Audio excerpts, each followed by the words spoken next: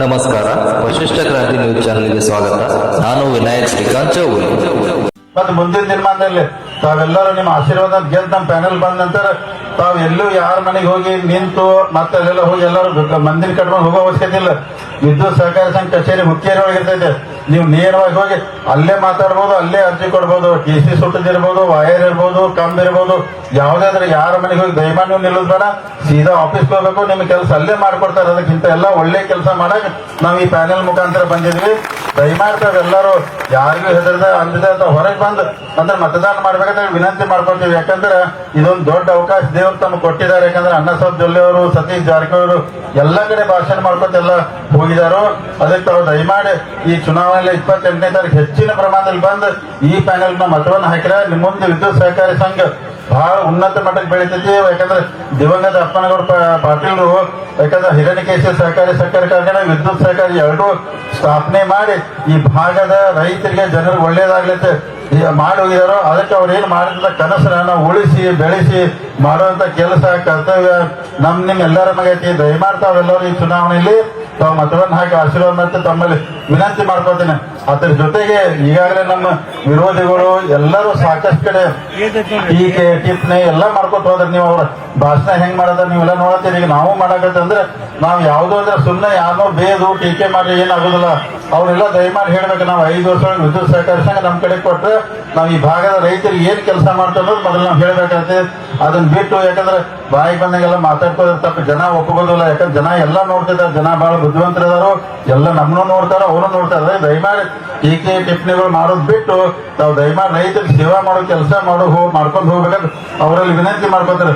ಇದನ್ನ ಬಿಟ್ಟು ಅವರೆಲ್ಲ ಬಹಳ ಅನೇಕ ವಿಚಾರಗಳು ಚರ್ಚೆ ಮಾಡತ್ತಾವೆಲ್ಲ ತಾವು ವಾಟ್ಸಪ್ ಅಲ್ಲಿ ಮೊಬೈಲ್ ಅಲ್ಲಿ ಅಥವಾ ಎಲ್ಲ ನೋಡಿದ್ರೆ ನೀವು ಅಂದ್ರೆ ವಾಟ್ಸಪ್ ಅಲ್ಲಿ ಎಲ್ಲ ಚರ್ಚೆ ಮಾಡ್ತಾರೆ. ಅವ್ರಂದ್ರೆ ನೀವು ಅದನ್ನ ಹಿಂಗ್ ಮಾಡಿದ್ರಿ, ನೀವು ಇದನ್ನ ಹಿಂಗ್ ಮಾಡ್ರಿ ಅಂತ ಹೇಳಿ ನಾನು ದಯಮಾಡಿ ಈ ವೇದಿಕೆ ಮುಖಾಂತರ ನಮ್ಮ ವಿರೋಧಿಗಳಿಗೆ ನಾವು ವಿನಂತಿ ಮಾಡ್ಕೊತಾನೆ. ಅವರೆಲ್ಲ ನಮಗೆ ಲೆಕ್ಕ ಕೇಳ್ತಾರ. ಅವ್ರಂದ್ರೆ ನೀವೆಲ್ಲ ಲೆಕ್ಕ ಕೊಡ್ರಿ, ನೀವೇನ್ ಮಾಡಿದ್ರಿ, ನಾವೇನ್ ಮಾಡಿದ.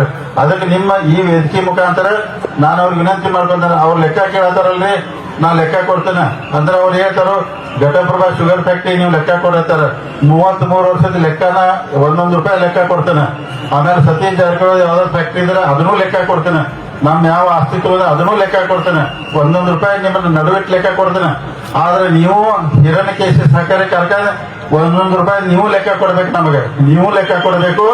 ಅದರ ಜೊತೆಗೆ ನೀವು ಲೆಕ್ಕ ಕೊಡ್ಬೇಕ. DCC ಬ್ಯಾಂಕ್ 10 ವರ್ಷದ ₹1 ನೀವು ಲೆಕ್ಕ ಕೊಡ್ಬೇಕ. ಆಮೇಲೆ ವಿದ್ಯುತ್ ಸಹಕಾರಿ ಸಂಘದ ನೀವು ಲೆಕ್ಕ ಕೊಡ್ಬೇಕ.